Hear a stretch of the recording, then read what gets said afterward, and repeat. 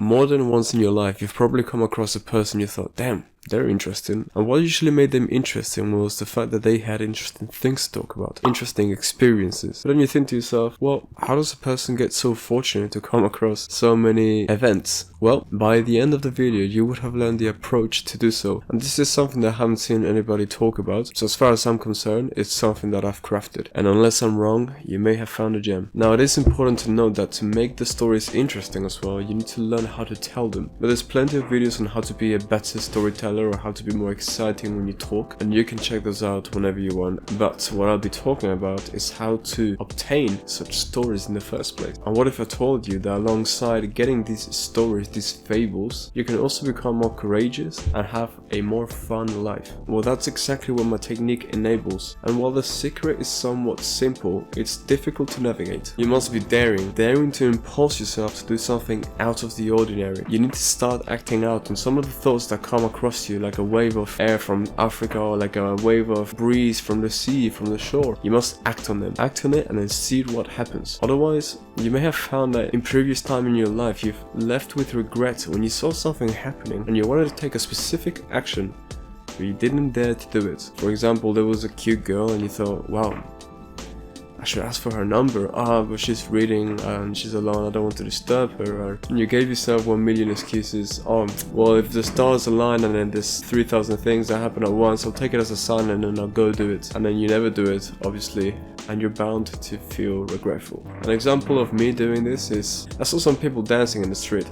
This happened a couple of years ago and it's still haunting me. They were across the road and I remember I was going back home from work. At that time I was repeatedly dancing in my kitchen all the time when I cooked or when I did whatever. And so I really enjoyed it, right? Just doing some freestyle dancing, some weird stupid moves that made people laugh. It was really fun. And I saw these people doing this in the street, right? Playing music. And I saw a group of teenagers that walked across. It was in a parade.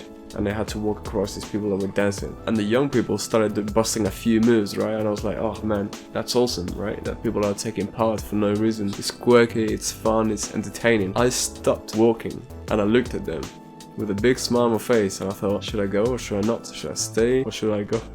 Upon doubt, you should act. But I just left myself to have more doubt and more doubt. And then I was like, oh no, I gotta go anyway. Oh, too bad that I'm busy. Like I didn't have 3 minutes to go there. I had just finished work. What was I so busy with? It would have been a great experience and something fun could have happened. I don't know. I never found out. Now I'm stuck here with the what ifs. Now looking at this story, there's something you must point out. You can't live an extraordinary story if everything that you do is ordinary. And now this is not a dig to your lifestyle or my lifestyle, but it's just that as humans we have the habit of falling into a robotic routine and lifestyle under which we build certainty, which is a human need that we have a craving for, and we know that nothing bad is or out of the routine is going to happen to us, so there are no surprises. Therefore we know how to act, and this gives us a sense of security. But what makes a story interesting? Uncertainty, tension, mystery, spontaneity and randomness. A story isn't fun if it's just I woke up, I went to work and then I came back. Even if you're the greatest storyteller, you would have to input these emotions of uncertainty, of courage and of randomness to make it fun. Now what if you became good at storytelling by knowing how to add this, but the story itself actually had it? Because you could always say I went to work and you wouldn't believe what happened to me, and you start creating tension and then you talk about something normal. It's like, damn, I kind of got clickbaited here. I don't know about you, but when I was learning how to storytell more than once, I started practicing the tricks of how to be more compelling, more interesting. But then the story themselves were kind of boring. I hope what I'm saying so far makes sense, because if I leave any gaps in my logic, I don't expect anyone to take action. So I hope that everything is logical and sensical. Now you may be thinking, how can we actually let this happen, and how can we perform well in the moment of truth? Well, the truth is, you won't. Don't set a high standard for yourself which you know you're not going to be able to meet. You will make mistakes and you won't be the most heroic or funny or spontaneous person just because you have the intention of learning, at least at first. But what you can do for these situations to unveil and to happen to you is simply letting accidents happen. You could, for example, say or do something without really thinking about it. And this doesn't mean be offensive to people right away. Just because you're not thinking about it doesn't mean you're going to be bad. Not thinking about it means be quirky, right? Someone asks you about your day, you don't say good because that's just boring. Instead, you could say something like, man, awful. Today my lizard ate my cat. What did I just say, right? I just let words out. I didn't even think about what I was saying. And you can react with people. You can be like, damn, yeah, that was weird, what the hell? And then little by little things will happen. And little by little you have more control of this randomness, of this quirkiness. This spontaneity will become a weapon of yours.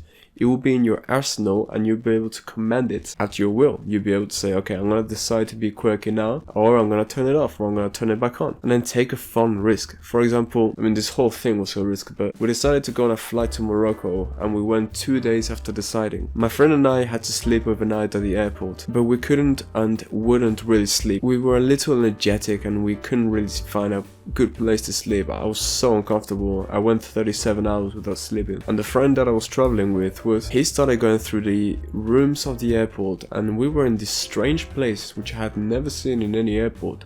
It felt like some back rooms from these memes. And then there was 30 doors in the hallway, and then we opened one at random, like the back which rooms. After we found out there was actually the only one open, and it was some sort of control room.